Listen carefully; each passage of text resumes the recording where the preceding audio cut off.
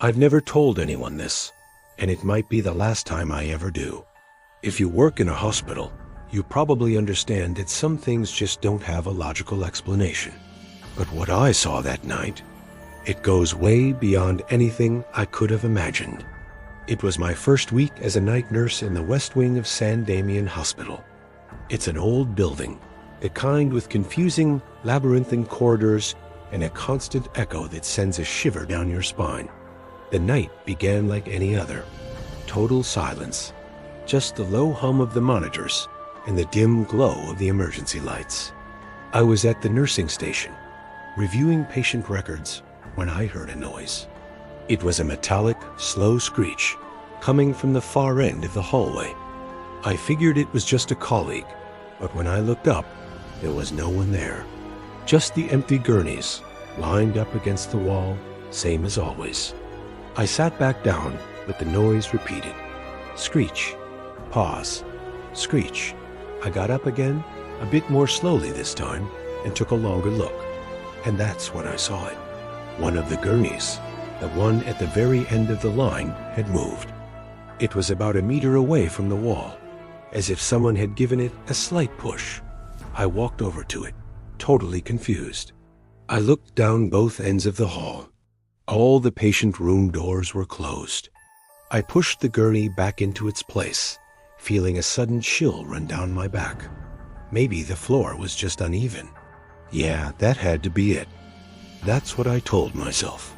An hour went by. The silence returned, but I couldn't relax anymore. Every little sound made me jump. Then it happened again. The screech, but this time it wasn't just one. There were several, all at once. I looked out from the station, and my heart just stopped. 3 gurneys were moving at the same time, sliding slowly toward the center of the hallway. They moved in perfect, eerie synchronization, with no one even near them. It was like some kind of macabre dance. I was completely paralyzed, unable to process what I was seeing. Slowly, I backed away toward the station, never taking my eyes off them. They stopped right in the middle of the hall, forming a barrier.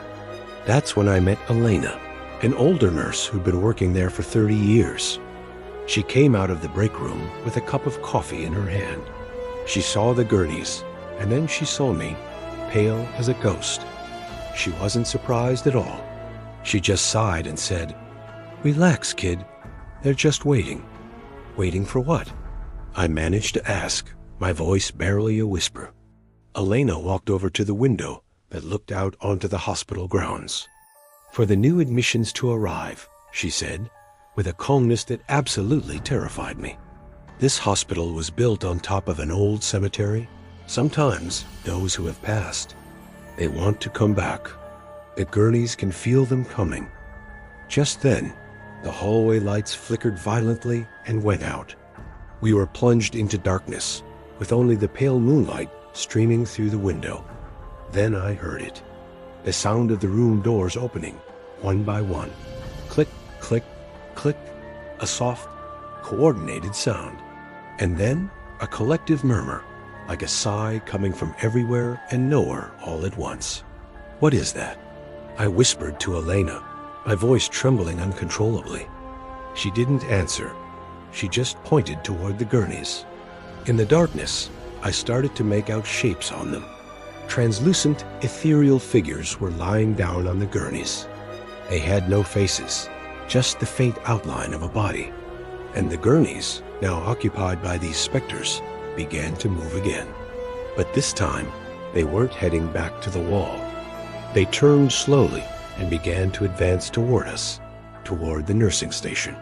The screeching of the wheels was now a deafening roar in the absolute silence of the night.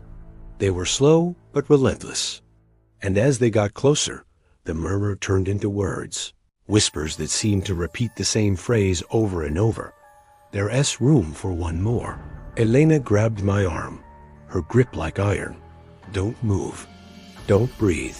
Don't let them see you." But it was too late. One of the gurneys stopped right in front of me. The translucent figure sat up and turned its faceless head toward me. It had no eyes, but I felt its gaze lock onto my very soul. It extended a cold, ghostly hand and whispered directly into my mind, with a voice that was neither male nor female, but something much, much older. "We were waiting for you." I ran out of there and have never set foot in a hospital on the night shift again. Sometimes, when I'm alone and everything is quiet, I can still hear the screech of a metal wheel and that whisper that chills me to the bone. Because I know that somewhere, in the west wing of San Damian Hospital, there's an empty gurney with my name on it, and it's waiting for me. Thanks for listening. Don't forget to subscribe.